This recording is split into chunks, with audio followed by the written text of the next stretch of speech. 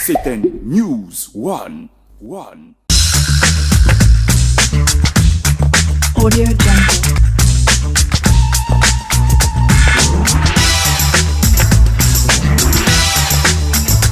Audio Jungle.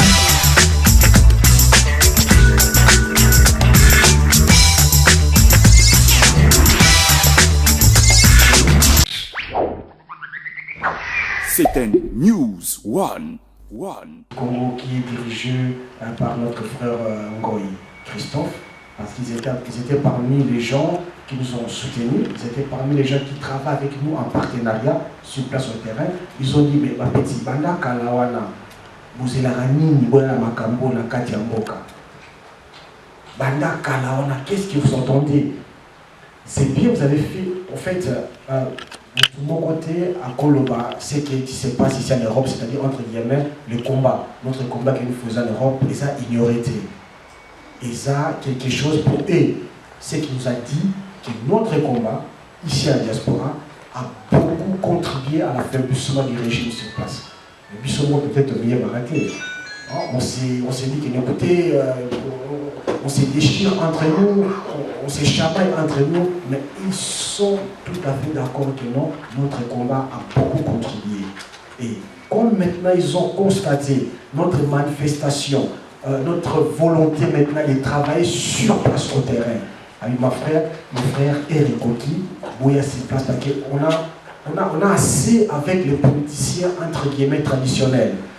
Parce que leur couleur n'est plus vraiment, comment dirais-je, concrète. Tantôt, ils sont avec l'opposition, tantôt, ils sont là, et nous croyons qu'avec vous, on peut faire de bonnes choses. Donc, pour être un peu bref, on a travaillé, on a implanté notre représentation sur place au terrain, et il nous a accueillis aux bras ouverts, il nous entend, on attend le travail, ils ont déjà commencé à travailler.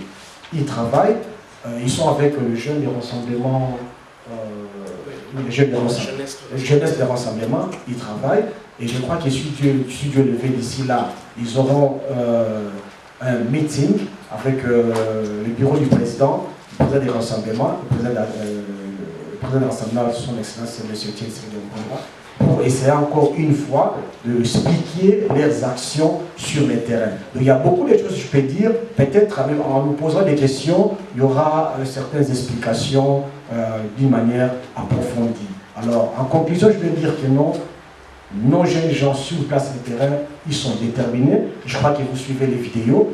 Ils sont fortement déterminés. Ils sont prêts, même au sacrifice suprême, c'est ce qu'ils nous disent.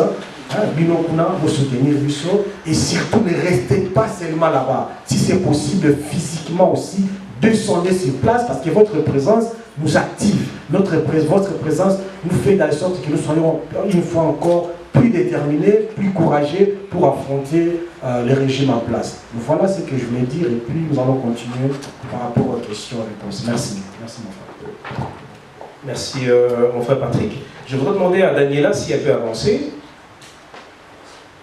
Daniela, je l'ai vu, voilà. Donc là c'est Patrick qui vient de présenter plus ou moins son expérience à lui par rapport à tout ça. Nous avons aussi Daniela qui est avec nous et qui a... Non, tu peux venir, tu peux venir devant. Daniela qui a été aussi sur le terrain. Donc elle a eu en même temps le privilège de voyager ensemble avec le président Etienne Tshisekedi et de pouvoir être beaucoup de temps dans le QG à Kinshasa. Donc Daniela a dû voir aussi des va-et-vient, des missions diplomatiques. Bon, on ne sait pas trop bien qu'est-ce qui se passait. Là, elle va aussi, avec ses mots, avec son expérience, partager aussi un tout petit peu avec nous ce qu'elle-même a pu constater au niveau de la disposition de la jeunesse. Ça, c'est d'une part. Et d'autre part, aujourd'hui, on a l'impression quand même qu'il y a une contradiction, c'est qu'il y a un dialogue qui se fait à Kinshasa, un faux dialogue. Nous voyons la communauté internationale aussi dans ce dialogue-là. Mais en même temps, on voit la communauté internationale faire des rondes à la 10e rue. On a l'impression qu'il y a quand même une sorte de contradiction qu'on ne comprend pas très bien. Bon, elle a été sur le terrain, elle a dû aussi voir un peu toutes ces choses. Elle pourrait peut-être aussi amener un éclairage par rapport à cette question. C'est un peu en bref ce que j'ai pu vivre là-bas à Kinshasa, vu que j'étais de la délégation du président.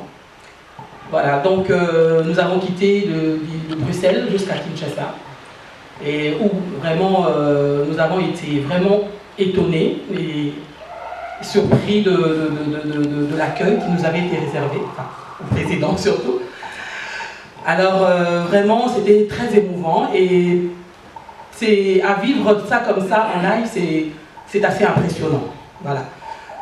Mais ce que j'ai pu quand même, ce qui m'a marqué en fait dans tout ça, c'était pendant le trajet qu'on a effectué de l'aéroport de Djili jusqu'à la résidence du président. Vu que nous avancions à pas de tortue, donc c'était vraiment lent, il fallait suivre le rythme des combattants, donc du peuple qui était là. On avait le temps d'entendre un peu ce que la population disait. Donc on était là, on entendait ce qu'ils disaient, on pouvait percevoir vraiment ce qu'ils attendaient vraiment du président, quoi. Donc ils étaient là vraiment, on voyait dans leur visage une lueur d'espoir déjà, de voir que le président était de retour. Et on entendait des mamans qui disaient vraiment Nzamba Sali, Azongi Libiso, vraiment, Tondima Kité. Tu entendais une maman qui était là, elle disait Botika Ngana Monae, est-ce que ça a solo pensé ou bien ils ont sous vraiment Botika tout le monde a Kakatana Misu, Namonae, alors parce qu'il y avait la sécurité qui les empêchait d'approcher. Et donc la dame, elle était là perdue, Namonae, Kakanamonae, elle était presque en peur. Et vous entendez des enfants, des jeunes qui n'étaient même pas nés quand Tshisekedi a commencé son combat, mais qui étaient là en train de crier Papa Tshisekedi, Totanga, Totanga Galisusuté, Totanga Galisusuté, Totanga Bokosi, Totanga, Tozoligato qui est des classes. Donc c'était vraiment très très très émotionnel. Vraiment, j'avais les larmes aux yeux, je regardais ça comme ça et je disais Seigneur, fais quelque chose pour ce peuple. Fais quelque chose pour que ce peuple vraiment reconnaisse que tu es Dieu. Agis, parce qu'ils sont là dans le désespoir. Et là, ils ont tout d'un coup, c'est comme s'ils reprenaient espoir en voyant leur leader qui était là, qui était parti pour mort, qui était parti pour ne plus revenir. Mais il était là, il était de retour, et les gens étaient vraiment dans une joie indescriptible. Et vraiment, on voyait qu'ils avaient vraiment beaucoup d'espoir, ils attendaient beaucoup de ce qui va se passer. Voilà. Alors, pendant le séjour à Kinshasa, pendant notre séjour, j'ai eu à rencontrer certains jeunes donc, dans différents milieux. Et je pense que la détermination y est. Vraiment, j'ai parlé avec plusieurs personnes, vraiment des couches sociales différentes, et c'est le même langage, tout le monde veut le changement. Tout le monde veut le changement. Vraiment, même ceux qui, entre guillemets, on peut dire qu'ils profitent encore un peu du système, ils veulent le changement. Ils disent que c'est plus tenable. Même quand on a un salaire vraiment qu'il faut, un salaire qui permet de nouer les deux bouts de mois, mais c'est difficile parce qu'on a tellement de charges qu'on ne sait pas,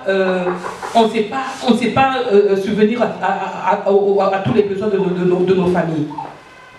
Donc les gens veulent le changement. Et ce changement-là, je pense qu'il est là. Il est là. Les gens ont une telle détermination que je pense vraiment que cette fois-ci, c'est ça ou rien. Vraiment, c'est la bonne. Tous les ingrédients sont réunis pour que nous puissions nous libérer. Vraiment. Ça, j'ai pu percevoir ça chez plusieurs personnes, en tout cas à Kinshasa. Alors, concernant le ballet diplomatique, comme disait Damien, bon, j'ai pu vivre ça, j'ai pu voir les différents diplomates, les différentes personnalités qui venaient rendre visite au président. Bon, comme le mot le dit, la diplomatie, ce sont des diplomates, hein, ce sont des gens qui font de la diplomatie. Donc, ils viennent, ils ont leur position, ils viennent, ils vous écoutent, et ils donnent aussi leur point de vue quand il faut. Alors, concernant le groupe de soutien, comme certains se posent des questions en se disant que voilà, pourquoi le groupe de soutien est dans le dialogue. Donc, quelque part, ils soutiennent le dialogue. Donc, ils soutiennent ceux qui sont là-bas. Moi, j'aimerais tout simplement dire que ce sont des diplomates, comme je viens de le dire. Ce sont des gens qui font de la politique. Ils ne peuvent pas... ils sont... comment dire... ils sont dans une situation où le pouvoir est là, est en place, et ils doivent aller avec eux, donc ils doivent aller avec eux donc jusqu'au bout et voir comment est-ce que les choses vont se dérouler.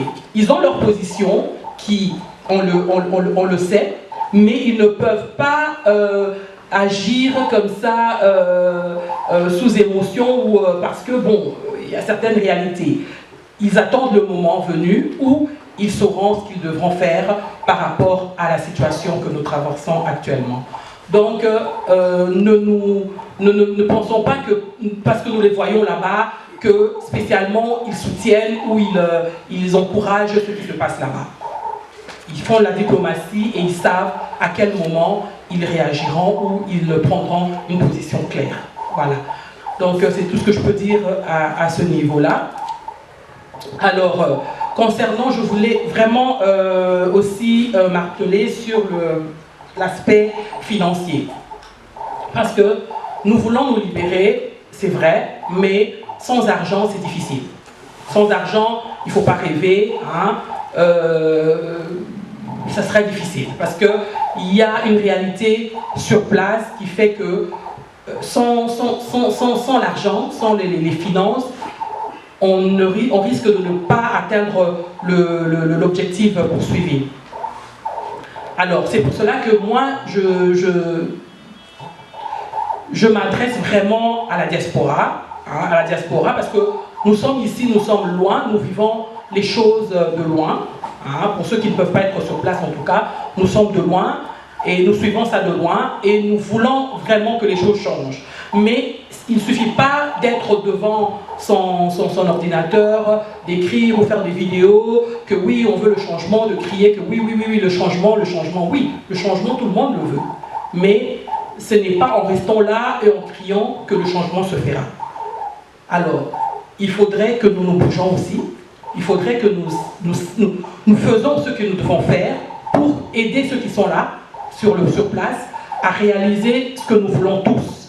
Cette révolution. Et cette révolution-là demande les moyens financiers. Nous devons nous organiser financièrement dans les mouvements, dans tous les différents mouvements que nous avons. Ici, je crois qu'il y en a beaucoup, il y a beaucoup de mouvements donc dans la diaspora. Il faudrait se mobiliser financièrement, hein, parce que c'est bien beau des beaux discours et tout ça, mais sans l'argent, on ne peut rien faire.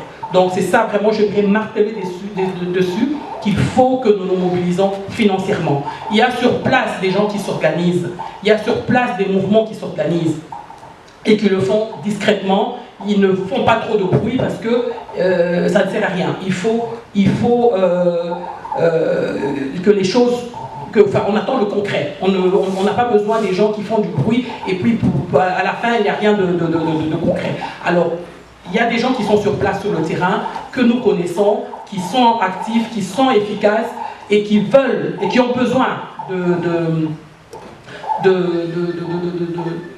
bouger sur place et des finances que nous pouvons leur apporter pour qu'ils puissent être efficaces sur le terrain. Vraiment, c'est ça que je vous demande vraiment de réfléchir dessus, de voir comment à votre niveau vous pouvez agir.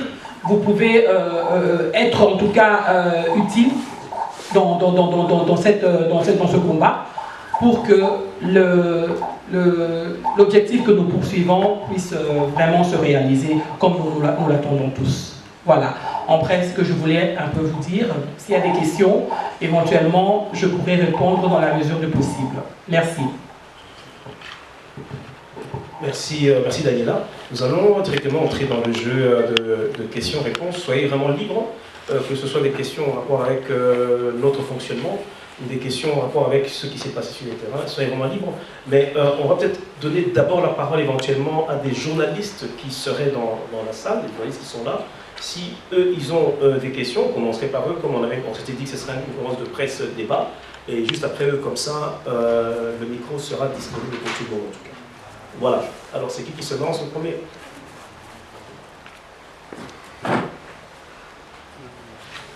Moi, j'aurais bien voulu d'abord poser à Daniel la question du trajet d'ici à Kiel, dans l'avion. Comment était l'ambiance?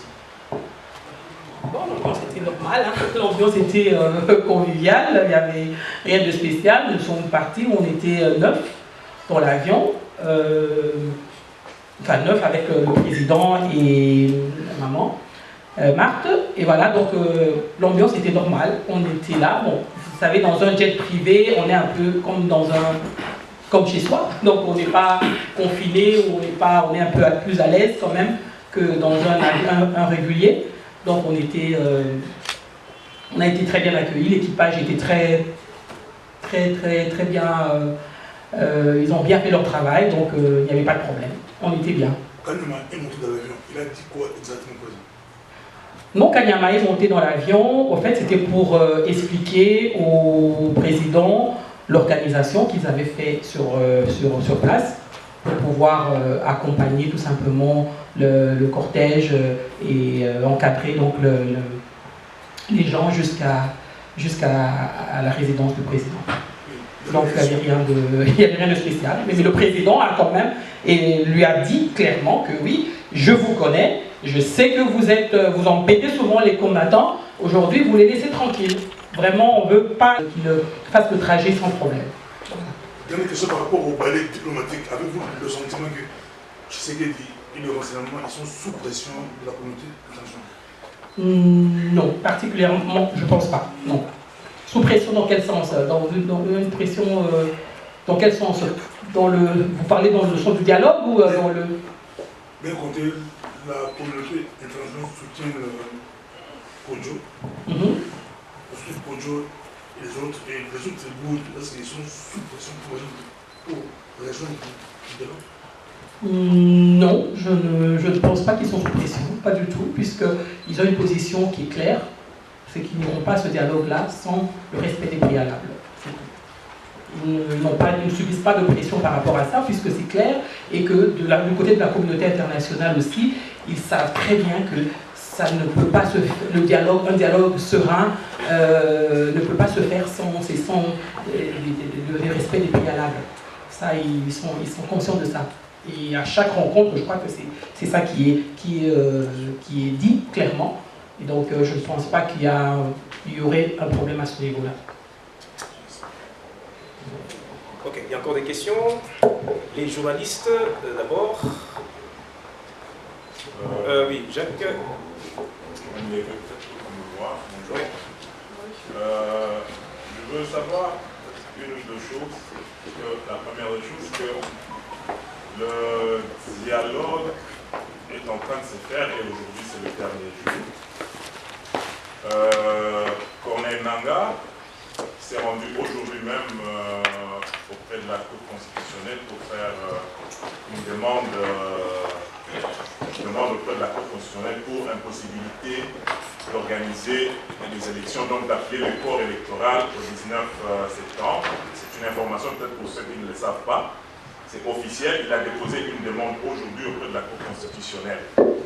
Alors, légalement parlant, la démarche légalement parlant, elle tient la route. Okay? Mais maintenant, par rapport aux données sur le terrain et aux réalités, qu'est-ce qui va advenir? Qu'est-ce que compte faire le rassemblement, l'UDPS en tête, pour renverser cette machine-là qui est mise en place justement pour atteindre un objectif qui semble être fixé? Ça, c'est des 1. Deuxièmement, je voudrais aussi savoir, par rapport à ce que vous venez de dire, la communauté internationale est présente justement dans ce forum, à travers l'ONU, à travers la MONUSCO. Il y a même le clergé de la SEMCO qui sont présents dans ce forum. Est-ce qu'on ne risque pas de dire à l'UDPS et au rassemblement, pour englober tout le monde, on risque pas de dire au rassemblement que le fait que vous avez refusé de venir, voilà ce qui a été fait légalement, et donc on ne peut plus rien faire pour vous. Est-ce que l'UDPS sera en droit de continuer à réclamer, par exemple, l'exercice de l'article 64, vu cette démarche légale de Corneille Nangaa?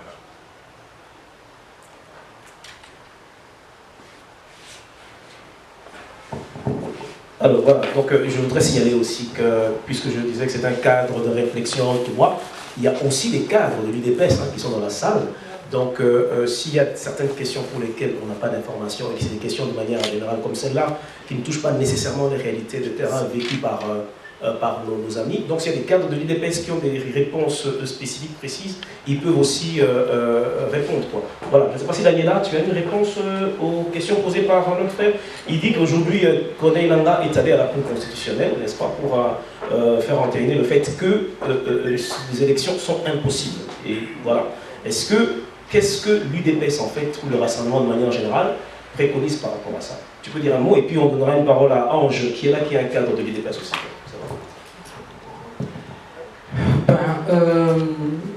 Déjà, je n'aimerais pas parler ici au nom de l'UDPS et du rassemblement, je n'en ai pas le mandat, mais je vais donner mon point de vue personnel concernant la situation. Nangaa, il fait ce qu'il doit faire, il est payé pour ça, il est là pour accomplir une mission, il doit aller avec cette mission jusqu'au bout. Alors, de notre côté, donc du côté du rassemblement, je crois que nous devons aussi être dans une logique jusqu'au boutiste, c'est-à-dire que nous devons être décidés à aller jusqu'au bout de notre logique. Parce que tout ce qu'ils peuvent faire en ce moment, le Nangaa et compagnie, ils ne feront que pour défier le peuple. Et là, nous ne pouvons plus nous laisser faire. Nous devons agir et mettre le peuple face à ses responsabilités, et nous devons agir tout simplement. Parce que à partir du 19 septembre, selon la Constitution, la CENI devait convoquer le corps électoral. Ils ne l'ont pas fait, ils ne le feront pas d'ici lundi. Eh ben, ils n'ont plus rien à faire. La CENI, logiquement, doit être dissoute, tout simplement. Et nous devons nous prendre en charge. Voilà, c'est tout ce que je peux dire. Merci. Ange, tu peux approcher, comme ça tu peux avoir le micro pour que ça soit audible pour tout le monde aussi. Merci Daniela. Nous sommes venus pour assister non seulement à la conférence du PNC, mais pour une réunion qu'il y aura après avec les membres du rassemblement. Je dirais en gros que Maman Daniela a donné quand même un témoignage assez important. Moi, j'aimerais un peu attirer l'attention du peuple, parce que ce qui se passe, en fait, le scénario était déjà prévu, un peu pour vous reconstituer le contexte. Au lendemain des élections de 2011, lesquelles élections ont été remportées brillamment par M. Etienne Tshisekedi, la communauté internationale, donc je dirais les ambassadeurs de l'Union européenne, ont fait le balai diplomatique auprès de M. Tshisekedi. Et ça, il faudrait que le peuple le sache. Ces ambassadeurs étaient porteurs d'un message, lequel, en disant que voilà, Monsieur le Président, nous avons constaté que M. Joseph Kabila n'a pas gagné ces élections. Mais nous avons observé l'histoire ici en Afrique et de différents pays comme le Zimbabwe et autres. Nous vous proposons clairement de partager le pouvoir avec M. Kabila. Ça, c'était en 2012, donc, puisque nous étions aux élections en novembre 2011. Ah bon, le président dit, ah, c'est ça votre scénario. Et je vous dirais ici que ce palais diplomatique avait commencé en ce moment-là. Il y a eu tous ces palais diplomatiques et l'UDPS a tenu dans ses positions. Parce que même ceux qui étaient avec nous ici, s'il fallait prendre la primature des gouvernements, le président et le parti l'auraient fait. Mais la réponse même du parti était la suivante. On ne peut pas comprendre que d'abord ce pays qui a connu une si longue période d'instabilité depuis la fin du maréchal Mobutu, nous sommes allés à Sun City, puisque la Constitution est issue de ce dialogue, ainsi de suite. Qu'aujourd'hui, le Congo, on doit modifier la constitution pour le bien-être d'un seul individu. Mes chers amis, mes chers concitoyens, c'est grave. L'heure est grave, ça je vous le dirai aujourd'hui. Donc cela a commencé depuis 2012 et nous avons toujours répondu par non. Et qu'est-ce qui s'est passé après? Le président est sorti, parce que les gens ne savent pas, le président est sorti en 2014. Il avait d'abord eu la résidence surveillée, parce que le parti a essayé à partir de Kinshasa de résister. Nous avons fait des appels pour essayer d'aller prendre même le palais de la nation. La répression qu'il y a eu au Congo, même vous suivez, même nos fiefs historiques, dans les quartiers comme le Mombele, Massina, Njili, vous savez déjà qu'il y a eu une ébullition. Alors il est arrivé qu'à un moment, le président, à l'âge qu'il a, il est tombé malade. Malade pourquoi? Parce qu'à cet âge-là, donc il était en résidence surveillée, et tout ça nous étions des témoins oculaires, il ne peut pas voir son médecin, il a été bouclé, d'où vous avez vu l'évacuation que vous avez suivie. Quand il est arrivé ici, il est resté en convalescence. Et pour aller vite, il est resté en convalescence ici, et il y a eu toujours ce balai diplomatique. Le balai diplomatique qui a consisté à ce qu'il puisse collaborer avec le régime. Bon, qu'est-ce qui s'est passé? Lorsque nous avons sorti notre feuille de route en février 2015, nous l'avons adressé à l'ONU. Et il y a eu plusieurs missions auprès du secrétaire général des Nations Unies, et nous l'avons saisi officiellement en disant que voilà, les élections n'auront pas lieu à temps. Pour éviter le chaos qui va arriver demain, nous souhaiterions que l'ONU s'occupe du dossier Congo et nous désigne un médiateur à point. Donc le médiateur à point pourra mettre les gens autour d'une table et pas au service d'un seul individu. Nous avons pensé même à une personne comme Kofi Annan, M. Kofi Annan, c'était un des noms que nous avions souhaité, parce qu'on avait déjà pressenti cela. Bon. Pour vous dire sincèrement, M. Kofi Annan étant en fin mandat, il avait compris la position de l'UDPS. Et il dira ceci, de toute façon, nous n'irons jamais au Congo pour essayer de cautionner un glissement. Parce que si on le fait au Congo, cela va servir d'exemple pour les autres dictatures.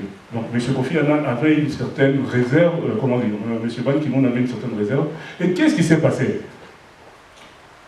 L'Union africaine, donc M. Joseph Kabila est allé voir, solliciter M. Zuma, il faut le dire, parce que les Sud-Africains ont leurs intérêts là-bas, vous connaissez l'Union africaine, très peu sont élus démocratiquement, vous voyez la situation qu'il y a au Gabon, et je dirais que cette union de dictateurs ont sorti M. Den Kodjo, à la surprise de l'UDPS qui avait sollicité l'ONU. Bon, nous nous sommes dit, voilà, nous sommes quand même des gens civilisés. M. Kodjo a fait plusieurs allers-retours ici, vous avez suivi. Et moi, vous savez, je suis dans le parti depuis une trentaine d'années. Lorsque M. Tshisekedi prend souvent position, il est incompris, même du temps de Mobutu. Et après, on lui donne raison, malheureusement. M. Kodjo a fait des allers-retours. Et il a eu une anecdote assez étonnante. Un jour, il est venu ici rendre compte. Et au moment où il avait les cadres, puisque le président, souvent quand il travaille, il a ses cadres, ses conseillers. M. Den Kodjo voulait parler en tête-à-tête avec son grand frère, comme il l'appelait. On lui a demandé pourquoi. Moi, j'ai des choses à dire. Pour vous dire quoi, il avait un deal. M. Kodjo est venu ici en demandant au président de rentrer dans le schéma qu'ils avaient concocté et élaboré. Bon, le président lui rétorquait, écoutez, nous n'avons pas fait une quarantaine d'années de lutte, parce que la question principale qui est là, ils n'ont pas organisé les élections sciemment, puisque c'était prévu depuis 2011 de budgétiser 200 millions de dollars pour que nous atteignions 1 milliard et organiser ces élections. Cela n'a pas été fait. On va prendre des questions maintenant de tout le monde, mais je crois que Patrick avait quelque chose à ajouter particulièrement par rapport au palais diplomatique. Merci. Encore une fois, merci Frère Damien. En fait, moi je veux juste ajouter une chose vraiment très importante. On a fait les États-Unis des fois. On nous a reçus des fois au département d'État. Je crois la deuxième fois, au mois de février, les Américains ils étaient clairs. D'ailleurs, on a remarqué depuis l'année passée, depuis notre premier voyage aux États-Unis, d'une manière officielle, les Américaais, au début, ils étaient tellement contre par rapport au dialogue. Ce n'était pas leur truc, les dialogues, actuellement. C'était tellement, ils étaient au désaccord avec d'autres institutions internationales. Et même au mois de février, les gens nous ont accueillis, ils étaient vraiment pessimistes parce qu'eux, ils savaient ça, comme mon frère de DPF vient de dire, ils savaient que le dialogue était juste un instrument pour favoriser les glissements de M. Kabila. C'était clair, c'était des diplomates américains qui le disaient, en face comme ça. Et ils étaient tellement contre le dialogue. Et moi, je crois qu'actuellement, ce qui compte, c'est la volonté, n'est-ce pas, de notre peuple. Alors, même s'il y a des barrières diplomatiques, ça c'est, comme Daniela a dit ça, les diplomates, ils font leur travail, ils consultent, mais ils ont leur position secrète. Et moi je crois que lorsque la population, le peuple congolais va manifester leur volonté à partir du lundi jusqu'au 19 décembre, c'est la volonté du peuple congolais, qui est la communauté internationale, même tous ces balais diplomatiques, tous ces diplomates-là, c'est la volonté du peuple congolais qui sera acceptée. Alors c'est à nous maintenant, c'est à nous d'agir, c'est à nous de se communiquer, n'est-ce pas, avec nos frères, nos sœurs qui sont sur place au terrain, de leur dire de ne pas céder, c'est notre travail. De mobiliser, de sensibiliser, de leur encourager d'être ferme et surtout d'être prêt à agir. Voilà notre travail que nous devons faire. Mais sur le plan diplomatique, moi je suis tout à fait convaincu que la volonté du peuple congolais sera respectée, c'est-à-dire la résistance. Voilà. Merci Patrick. On donne la parole à tout le monde qui la veut, qui veut la prendre en fait. Oui, Jean-Pascal Mbila, il est coordonnateur de TPDK, Dynamique Politique de la Diaspora, de le Congo, TPDK membre de l'EPNC. Voilà. Merci Damien.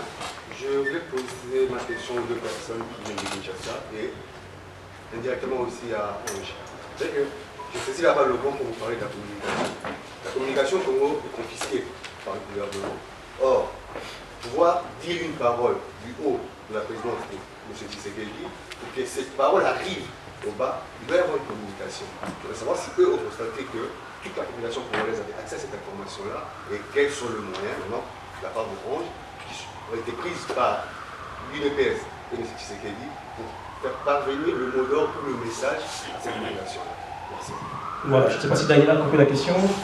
C'est bon? Je crois que il s'agit de la communication, donc si le message a pu passer partout, c'est ça? Oui, si le message peut passer, c'est-à-dire que si les gens ont accès à l'information, parce que le seul média qui soit au service de la population est celle du gouvernement congolais. C'est absolument au service un moyen de communication. Ah, d'accord. Parce qu'il puisse transmettre sa volonté, la volonté de la diaspora. Oui, donc, déjà comme vous le savez, l'UDPS est implanté partout dans le pays. Hein, il est très bien implanté, et surtout à Kinshasa d'ailleurs, où nous avons plusieurs cellules, nous avons plusieurs fédérations. Donc, de ce côté-là, je crois que le message est passé, il passe. Parce que à l'époque, si vous savez, vous rappelez à l'époque, on n'avait pas tous les médias que nous avons actuellement, la communication que nous avons actuellement, on avait le bouche à oreille et ça passait très bien. Et je crois que maintenant aussi, en plus, nous avons les médias actuels, nous avons les télécommunications actuelles, donc je pense que ça serait encore beaucoup plus facile. Donc le message est en train de passer sérieusement, surtout à Kinshasa. En tout cas, là je peux vous confirmer que le message est en train de très bien passer. Maintenant, nous devons faire plus le travail pour l'intérieur.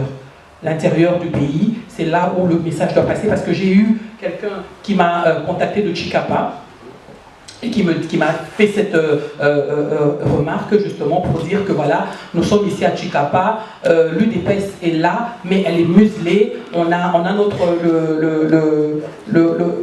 le fédéral qui est là, et chaque fois embêté par la police, donc ils sont assez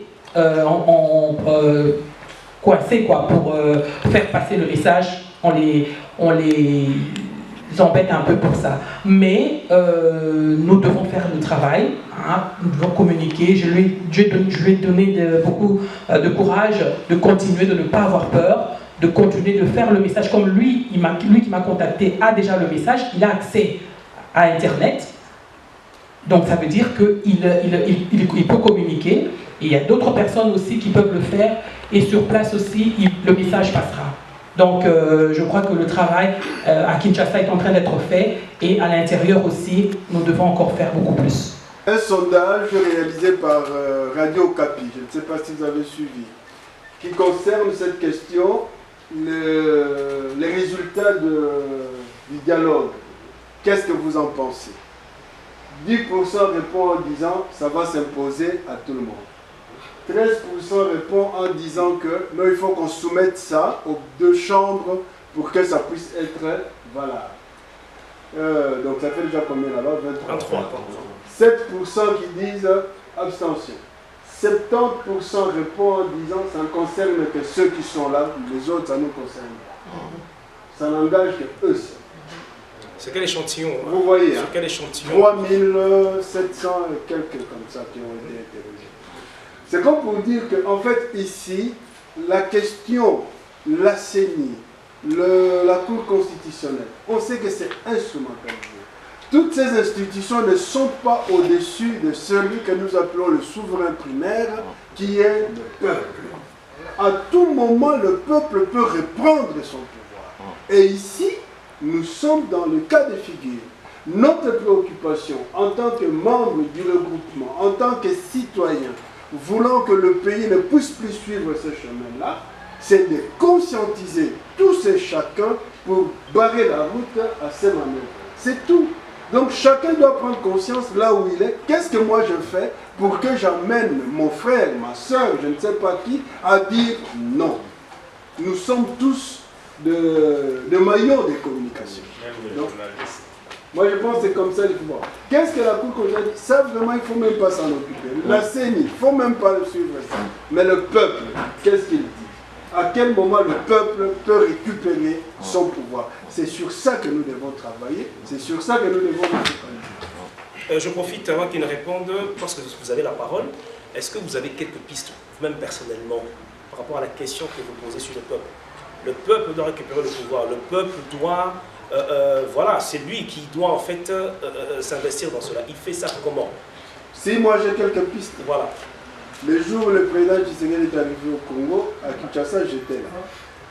J'étais au village, je n'ai pas grandi là-bas, mais j'étais dans le village maternel de mes parents pour conscientiser justement cette population. Leur dire que jusque-là, vous avez connu des choses qu'on vous rapporte qui ne sont pas vraies. Il ne faut pas être là à la merci de ceux qui viennent vous voir qu'une fois, les 5 ans quand vous leur donnez des voix, et puis ils disparaissent. Aujourd'hui, l'objectif c'est de changer le décideur politique dans notre pays. La conscientisation, je suis passé plusieurs villages, j'ai laissé là une structure qui continue la conscientisation avec laquelle je suis tout le temps en contact. Par exemple. Merci. Oui. Il peut se présenter, le frère, il ne l'a pas fait. Et pour le reste, faisons ça aussi. Hein. Quand on prend la parole, on se présente. Comme ça, on sait plus ou moins à qui on a affaire. Voilà. Vous n'êtes pas présenté. Moi, c'est l'abbé Faustin Kwakwa. Je suis prêtre, mais je travaille avec Martin Fayou. Voilà. Ok, parfait. Ok, Ange, tu complètes pour 2 minutes. En fait, j'avais oublié un élément important. Puisque lorsque vous avez entendu le parti, ou bien le président, ce qui est récusé, M. Kodjo, qu'est-ce qui s'est passé exactement? Lors du dernier passage de M. Kodjo ici, il était venu demander la liste du comité préparatoire de l'opposition. Il suppliait même M. Tshisekedi pour qu'il remette cette liste. Il y avait un arrangement. On a dit à M. Kodjo, non, ne soyez pas encore pressé. Le président Tshisekedi va retourner à Kinshasa. Il tiendra son meeting. À l'issue de son meeting, on reparlera de cette liste du comité préparatoire. Chose curieuse, lorsqu'ils ont vu que le retour était triomphal, bizarrement, ils ont convoqué le comité préparatoire. Et c'est là, parce que beaucoup de gens n'ont pas compris, c'est là quand le président s'adressera à son meeting, il dira que je récuse M. Kodjo parce qu'on trouve qu'il est kabiliste. C'est-à-dire qu'on a trouvé déjà qu'il n'était pas impartial. Ouais, donc ça, il fallait le dire que les gens n'ont pas compris. Mais je crois que les deux orateurs ont parlé. Aujourd'hui, le président du parti, le président parle au nom du rassemblement. L'abbé Faustin vous l'a dit, et je crois que le moment Camon a témoigné. Donc, au niveau du parti, nous avons une structure assez organisée. On a un secrétaire général, et beaucoup de gens ne savent pas même pourquoi. Donc, on a appelé, l'actuel secrétaire général vient de la fédération du Kamina. C'est un monsieur, M. Kaboul, a fait, si vous voulez, sa réputation, parce que c'est un peu le style Jacques Chaban ici, vous connaissez. Donc le président fait appel à quelqu'un qui peut mobiliser et faire sortir la base de ce parti. Donc on a dit à l'ancien secrétaire général, voilà, vous avez fait ce qu'il fallait, mais le président allait sûrement vous appeler à une autre fonction. Mais on a été surpris de sa réaction, ça, l'histoire jugera. Mais c'est dans ce cadre-là qu'on a appelé quelqu'un qui n'a pas froid aux yeux pour affronter ce qui allait arriver. Et vous voyez que cet homme-là, il a quand même une certaine aura. Et donc c'est pour cela que vous verrez qu'on veut en découdre. Parce que ce qui se passe est tellement grave que nous ne pouvons pas laisser passer, asseoir cette dictature. Parce que si M. Kabila a ce glissement, dans 2 ans, on connaît l'histoire, hein, il y aura la guerre encore, hein, on ne sait pas organiser les élections parce qu'il y a la guerre. Regardons un peu l'histoire. Donc de maintenant, nous devons nous prendre en charge. Vous savez, le peuple américain, le noir américain dans le temps, à un moment, il suffisait qu'il lance un message de boycott. Ah voilà, nous ne prendrons pas de bus. Ça faisait payer les gouvernements américains. On a vu le noir sud-américain. C'est-à-dire nous devons être optimistes et croire en notre capacité de victoire.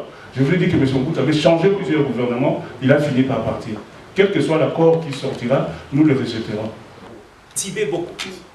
Le mouvement que vous venez d'annoncer pour mobiliser les citoyens, que nous devons nous prendre en charge, nous voyons que nous sommes dans l'urgence. Et sur le terrain, il y a déjà des groupes qui ont l'expérience, les Lucha, les Philippe. Quelles sont vos relations avec ces groupes? Merci, monsieur Tibet Boko. Tibet Boko, ok. Oui.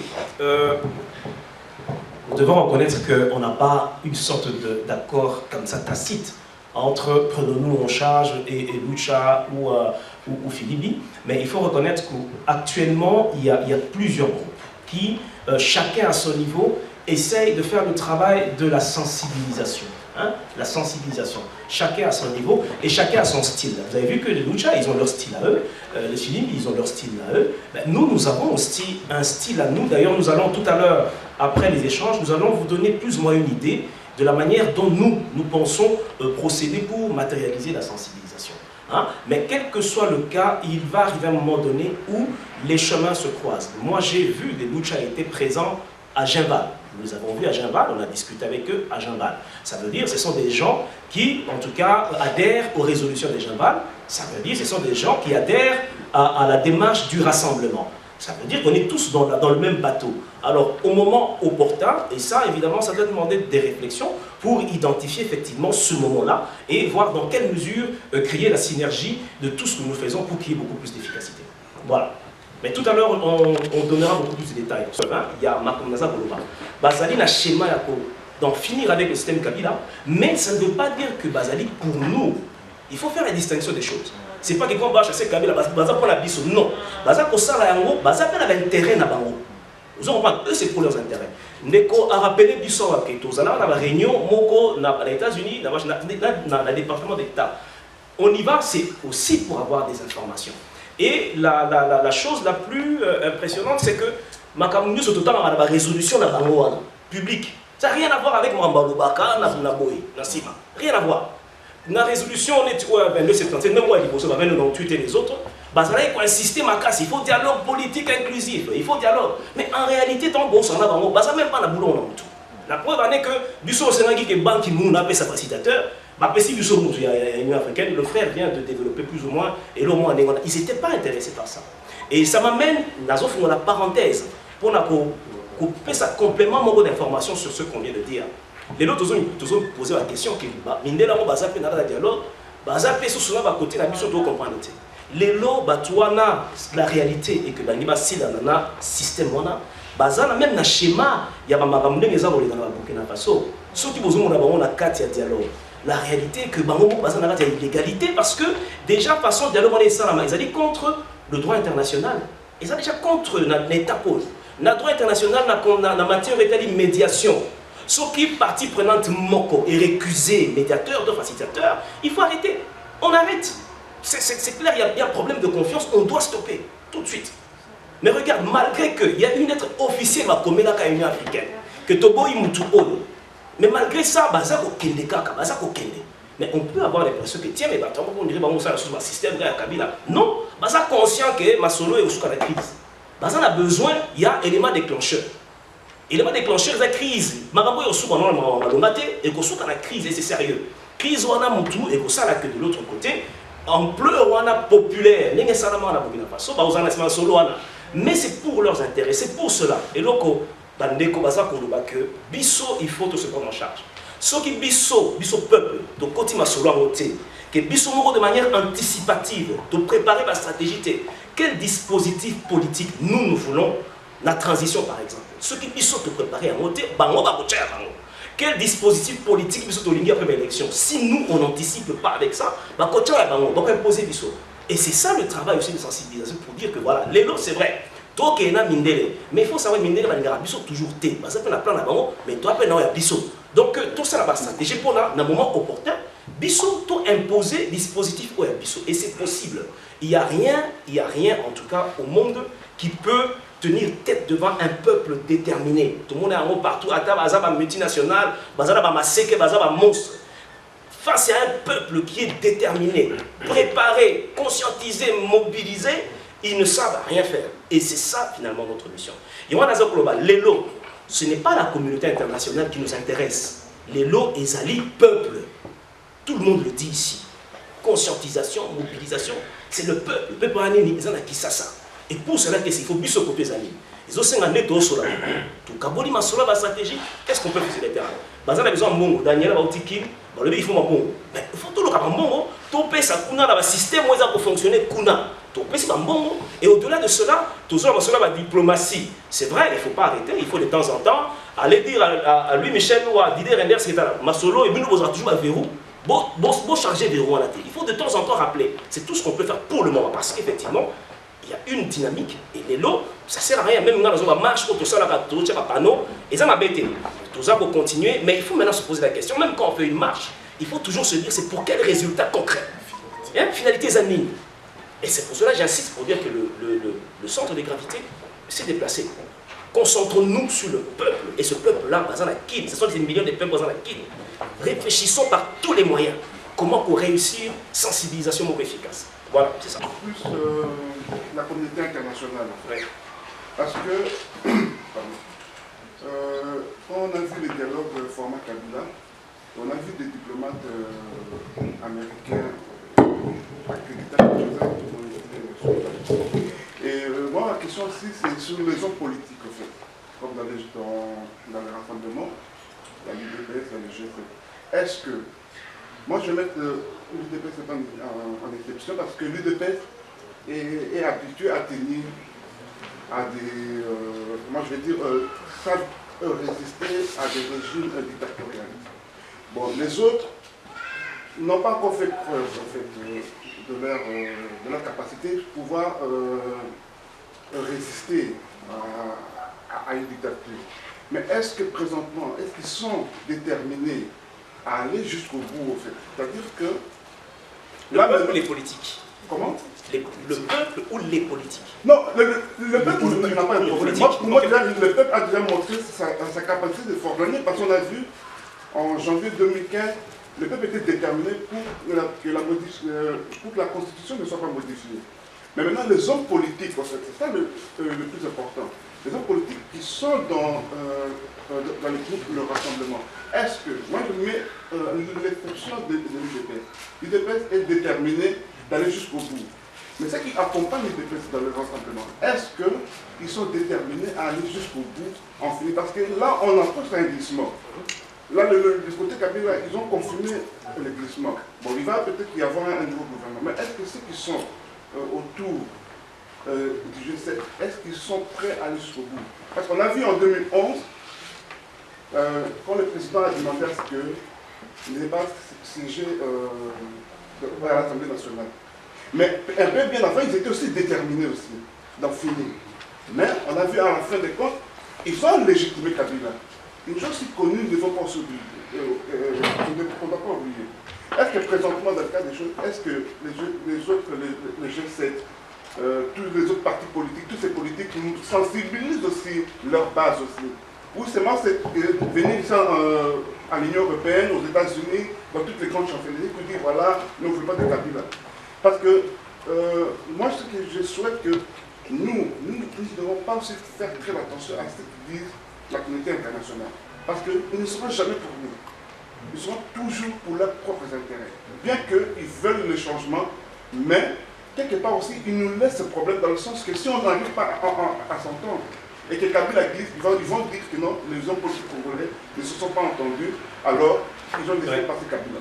Moi, mon problème, c'est plus que ceux qui accompagnent l'IDPS dans le rassemblement, est-ce qu'ils sont-ils déterminés en finir? Voilà. Ok, merci Massoudi. Il y a des représentants ici des partis, il y a le G7, il y a les CID, donc je pense qu'ils peuvent réagir. On commence par qui?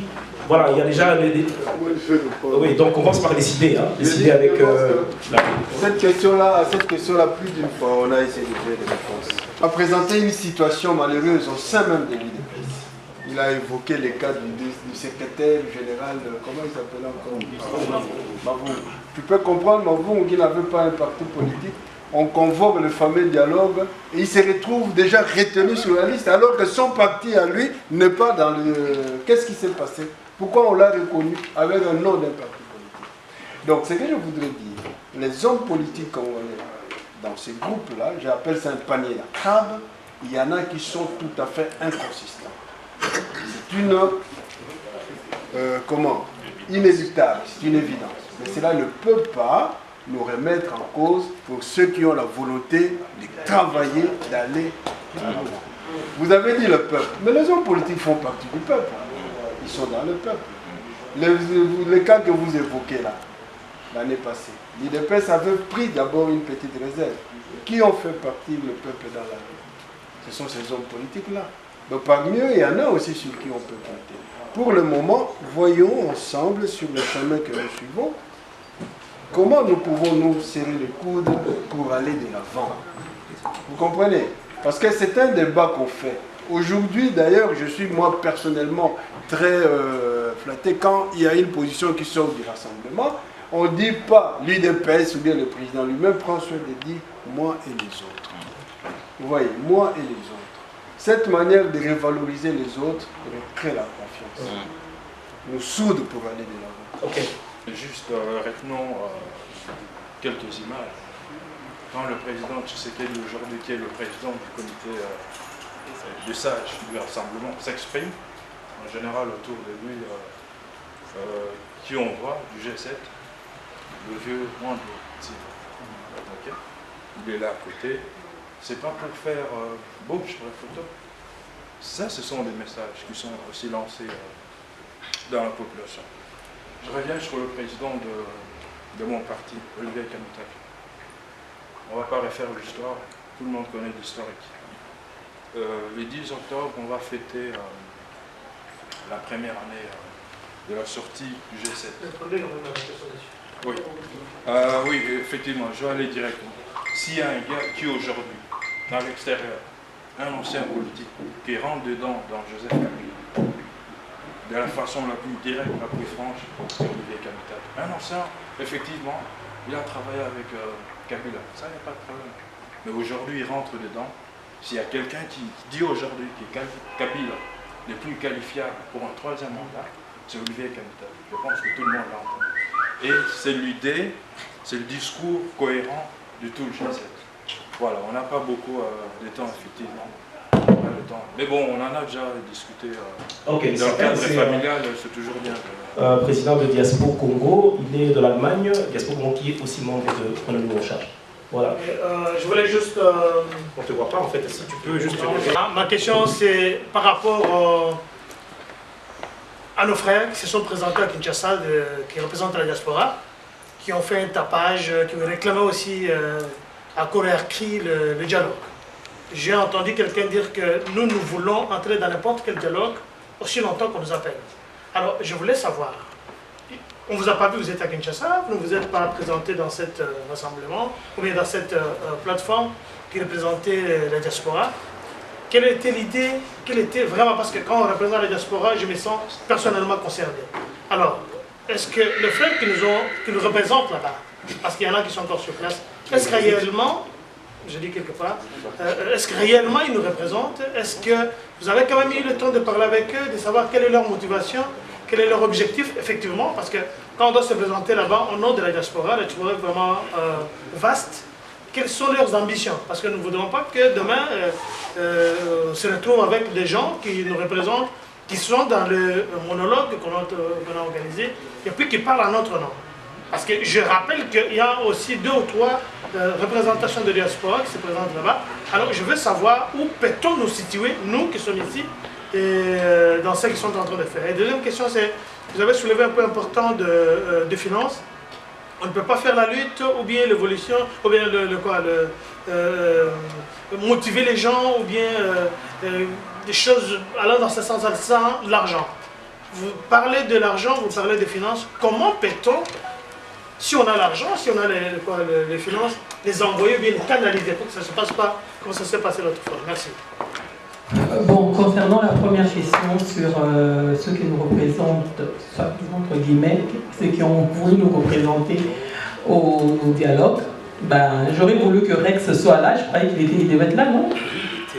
Il était prévu. Donc, c'est lui qui aurait dû répondre à cette question, vu qu'il était parmi les personnes qui ont...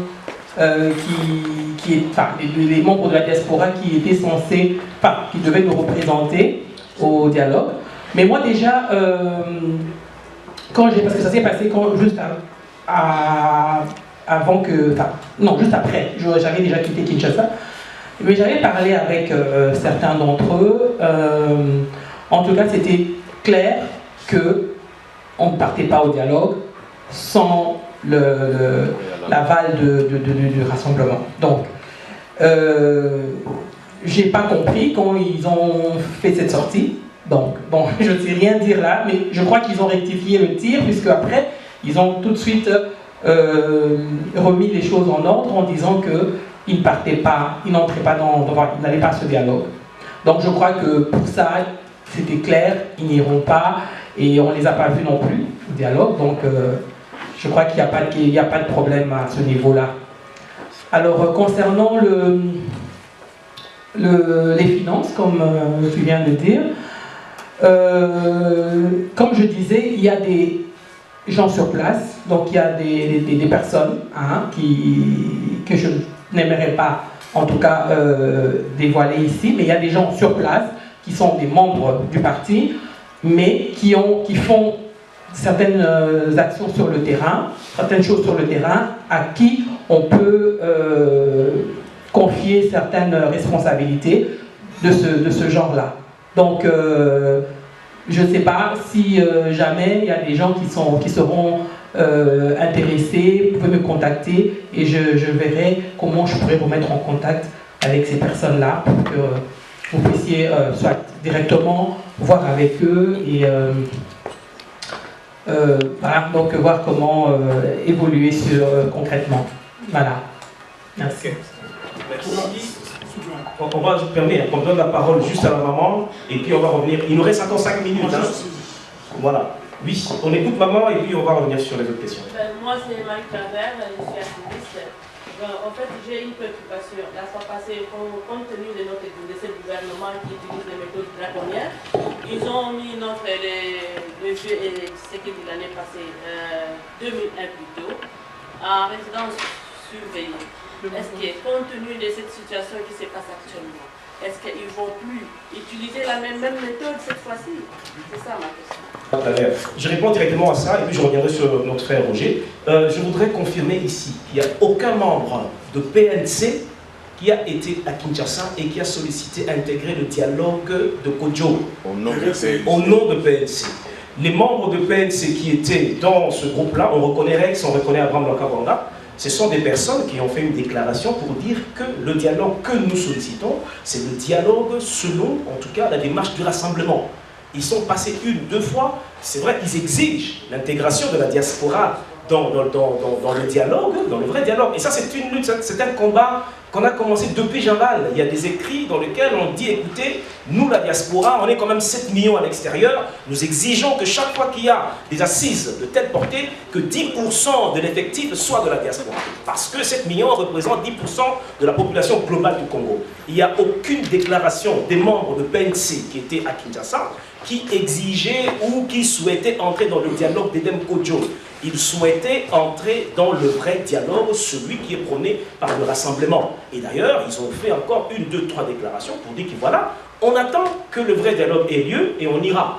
Donc je vous mets vraiment à défi, hein, je vous mets à défi par rapport à ça. Aucune personne a dit j'entre dans le dialogue, je veux le dialogue d'Edem Kodjo. Je vous mets à défi par rapport à ça. Voilà, moment Daniela. Et puis on va clôturer avec la question de Roger. On donnera un tout dernier mot pour conclure à notre doyen Omer Kamba. C'est des personnes qui ont lutté vraiment avec beaucoup de rigueur et ils ont pris beaucoup de risques à une époque. Voilà. Et ils ont beaucoup d'expérience. On lui donnera 3 minutes à la fin pour clôturer, de manière à ce qu'ils nous partagent un peu ce qu'ils ont vécu à l'époque et par rapport à aujourd'hui, quels conseils en 3 minutes peut-il nous communiquer à nous, la jeunesse, pour faire face à ces actions qui nous attendent. Oui, Daniela. Oui, donc concernant la question donc, de la maman, sur la résidence surveillée, c'est ça? Oui. Bon, déjà d'après les informations que nous avons par-ci par-là, ils ont l'intention pas seulement de mettre en résidence surveillée M. Tshisekedi, mais les autres leaders aussi hein, du rassemblement. Donc eux aussi, ils risquent aussi d'être encerclés. Mais je crois que c'est quelque chose qu'on a déjà en nous. On sait que ils essayeront de faire tout ça pour intimider, pour essayer de museler les gens. Mais je crois que cette fois-ci, ça ne marchera pas. Cette fois-ci, ça ne marchera pas. La détermination du peuple sera au rendez-vous et ils seront surpris. Voilà. Les rassemblements, excusez-moi, ils n'ont pas quand même prévu. Oui, il devait quand même prévoir déjà à l'avance. Oui, mais prévoir comment? Parce qu'ils sont là, ils n'ont pas d'armes, ils n'ont rien. Mais selon la Constitution, normalement, l'opposition ne peut pas toucher selon la Constitution. Normalement, oui, mais bon. En tout cas, la population va agir, de toute façon. Et c'est ce que je peux vous dire. Donc, on attendra et on verra. Voilà, ici, il faut aussi dire que le rassemblement, c'est le rassemblement. Hein, c'est le rassemblement qui d'ailleurs est mieux placé pour nous donner les meilleures réponses hein, par rapport à ça, parce que c'est le rassemblement qui est censé organiser tout ce qui est planification stratégique et tout ça. Daniela donne son avis hein, par rapport à ce qu'il a vu, mais c'est le rassemblement qui doit quand même donner des réponses à ça. N'attendons pas non plus que le rassemblement décide de tout. Le rassemblement attend les idées, des propositions de la base. Généralement, on commet cette erreur de se dire non, mais voilà, c'est des grands partis vont. Non, ils attendent nos propositions, parce que c'est la base qui a de l'expertise. L'expertise, c'est nous qui l'avons. Il faut faire des propositions concrètes, précises, et proposer maintenant au rassemblement de manière à voir comment les mettre en œuvre. Ok, je réponds à la question de notre frère Roger Kandé, une question qui est précise. Nous avons travaillé pendant plusieurs mois hein, sur ce qu'on appelle la planification stratégique. Hein, dans cette histoire-là, on a prévu la sensibilisation et tout ça, on a budgétisé. Et d'ailleurs, lorsqu'on a budgétisé, nous avons eu l'opportunité de pouvoir confronter ce que nous avions fait comme travail technique et financier par rapport à ce qui s'est passé en janvier de l'année passée.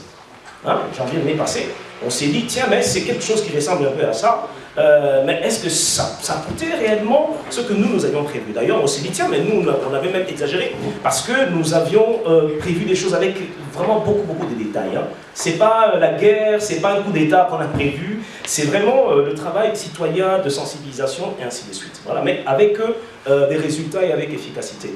Nous l'avions estimé vraiment à des chiffres, je me souviens, j'ai le texte, c'est entre 500 000 ou 600 000 $.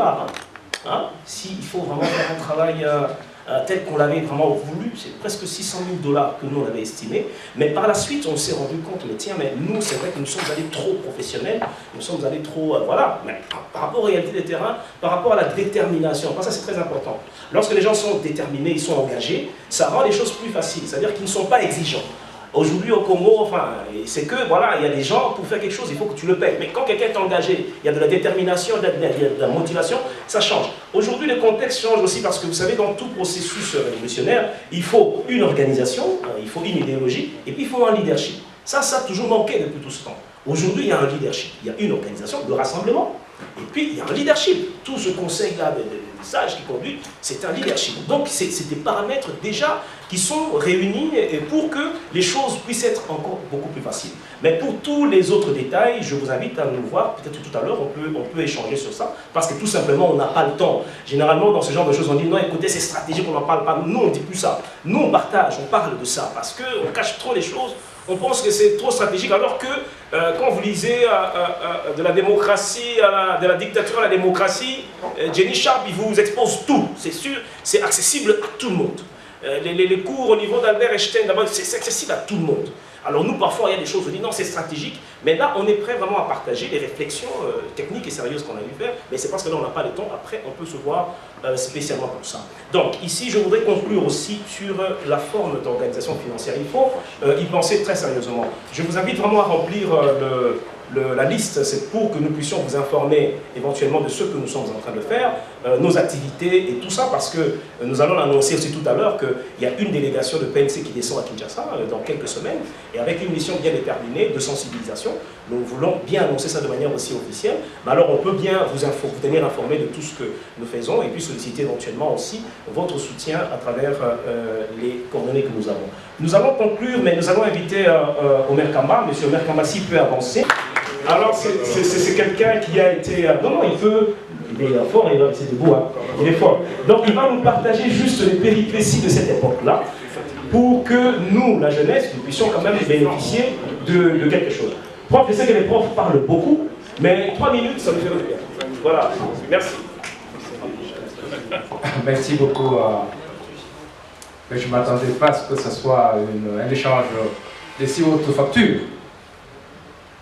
Et les quelques représentants qui sont là, je crois qu'ils ont tout résumé. La préoccupation de l'heure, du combat. Le PNC, le représentant de PNC, appelle à la jeunesse, mais la jeunesse est déjà debout. D'après ce que j'entends là, ils sont déjà au pays et debout. Daniela vient de là et dit, partout où on entend les mêmes cris à l'époque. Pendant que nous on avançait avec nos discours, la non-violence, les jeunes ont toujours été là. Ils vous disent, mais vous avez trop parlé, donnez-nous les armes, nous allons changer les choses. Ils crient, même aujourd'hui. Mais c'est grâce justement à la sagesse que vous avez suivie. Je peux dire, Étienne Tshisekedi d'abord, parce que même nous étions aussi jeunes, et je suis de ceux qui à un moment donné, je me suis dit non, on se révolte, on va faire comme eux, on va utiliser les mêmes langages qu'ils utilisent. Mais lui, il est toujours là, il dit non, parce qu'il faut changer dans ce pays. Il faudra qu'une fois, on puisse être un pays civilisé. On change selon la démocratie, les règles de la démocratie. Et là, les gens ont considéré ça comme une faiblesse.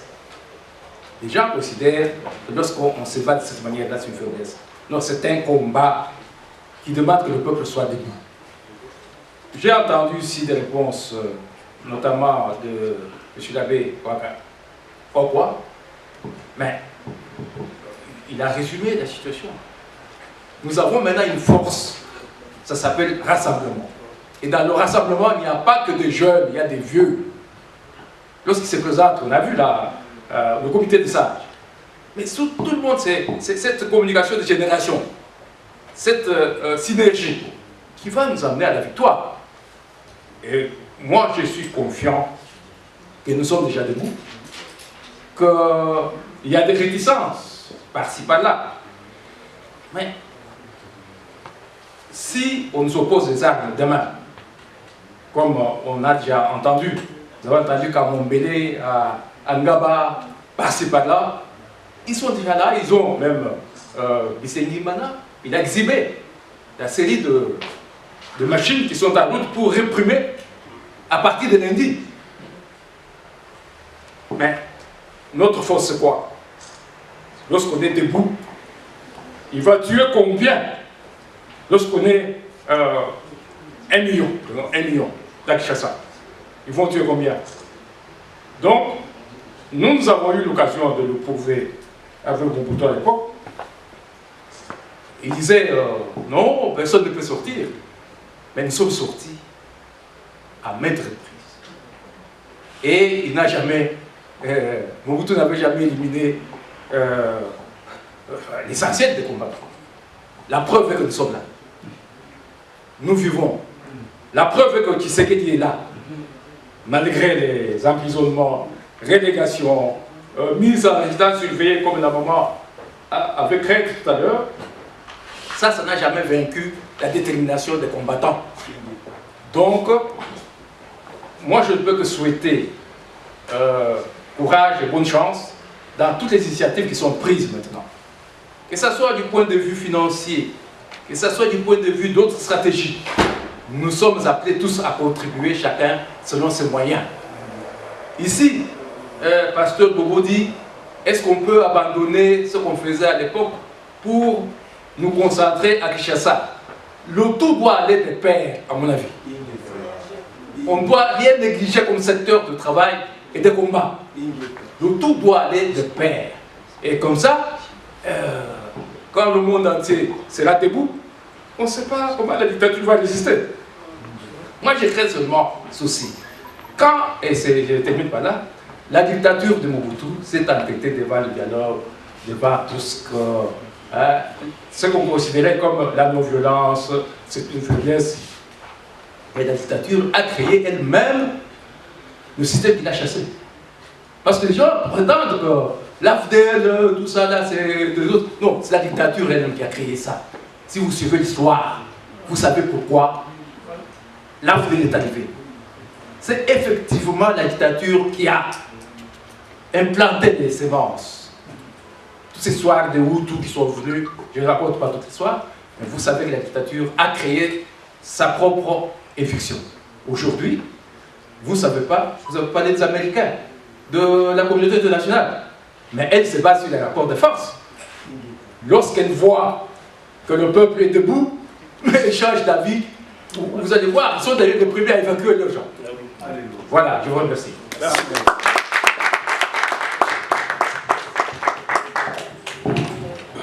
Voilà, il ne me reste plus qu'à vous remercier. Vous savez, tout à l'heure, nous aurons une pause parce que de quelques minutes, mais il y a, juste après cette réunion, il y a une grande réunion du rassemblement. C'est cet ensemble de tous les partis politiques, tous les mouvements citoyens qui font partie du rassemblement et qui veulent le changement. Tout à l'heure, il y a une réunion, en tout cas, qui prend tout le monde et c'est essentiellement pour réfléchir sur les actions à mener à partir du 19 septembre. Alors, les personnes qui sont intéressées peuvent rester avec nous à cette réunion-là, mais sinon, moi, je désire vous remercier tout en vous communiquant quelque chose d'important, c'est que le PNC, il y a une délégation qui descend à Kinshasa, une délégation de 5 personnes, c'est dans quelques semaines, vous serez mis au courant. C'est pourquoi, c'est vraiment, on le dit tout, hein, c'est pour la sensibilisation, nous allons faire des actions de mobilisation, nous serons dans les universités, dans des conférences débats pour discuter sur la manière d'impliquer la jeunesse congolaise dans la gestion du pays et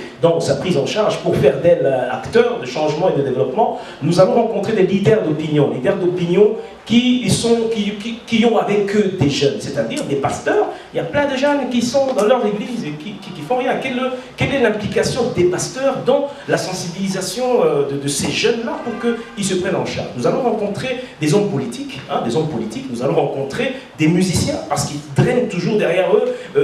90% du monde qui suivent les musiciens, c'est des jeunes. Mais qu'est-ce qu'ils en ont fait? On en fait quoi?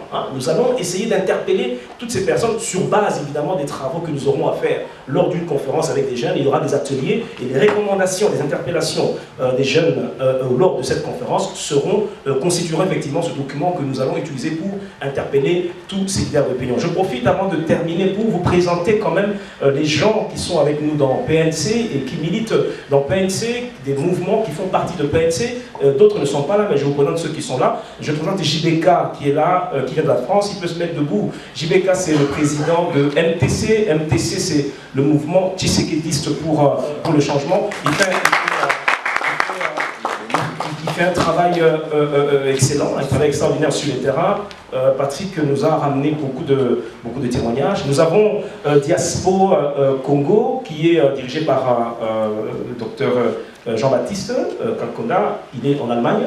Hein, voilà. Donc, ils font aussi un travail excellent en Allemagne. JBK vient de la France. Hein. Le MTC, c'est en France. Il n'est pas seul, il est venu avec une délégation. Vous allez les reconnaître avec leur foulard assez, leurs écharpes spéciales.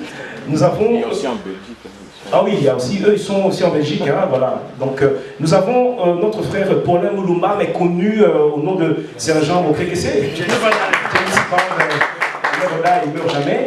Donc lui, c'est un grand combattant, c'est quelqu'un de très engagé. Et lui, il est dans le mouvement Haut Conseil de la Résistance à Londres, et un mouvement qui fait partie aussi de PNC. Nous avons, je crois qu'il s'est déplacé, Jean-Pascal Edmond qui est de DPDK, mais en dehors de cela, nous avons d'autres organisations évidemment qui sont au Canada, qui ne savent pas être ici avec nous, aux États-Unis qui ne savent pas être avec nous, en Afrique du Sud qui ne savent pas être avec nous. Donc aujourd'hui, dans notre base des données, nous avons 10 mouvements, exactement 10 mouvements. Et il n'y a pas que des personnes morales qui font partie de PNC, il y a aussi des personnes physiques. Il y a des gens, quelqu'un qui a un peu l'esprit avec des valeurs tshisekidistes, comme on le dit, quelqu'un qui est engagé et tout ça. Il y a des pasteurs, hein, voilà. Et tout ça, nous avons même un pasteur avec nous. Voilà, c'est le pasteur Edo qui vient d'Allemagne, hein, qui est aussi très actif avec nous. Et voilà. Donc des personnes physiques qui sont des personnes ressources, qui peuvent amener quelque chose. Même s'ils ne font pas partie d'un mouvement quelconque, qui sont aussi avec nous. Voilà, nous sommes en train de nous construire et nous sommes très déterminés. Sur ce, je vous dis vraiment merci. Ceux qui vont rester avec nous resteront avec nous. Et en tout cas, on garde contact, on a vos coordonnées et on est ensemble. Merci à tous.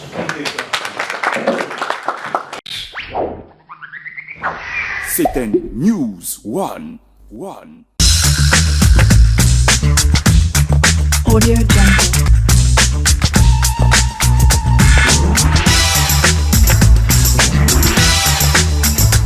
Audio Jungle.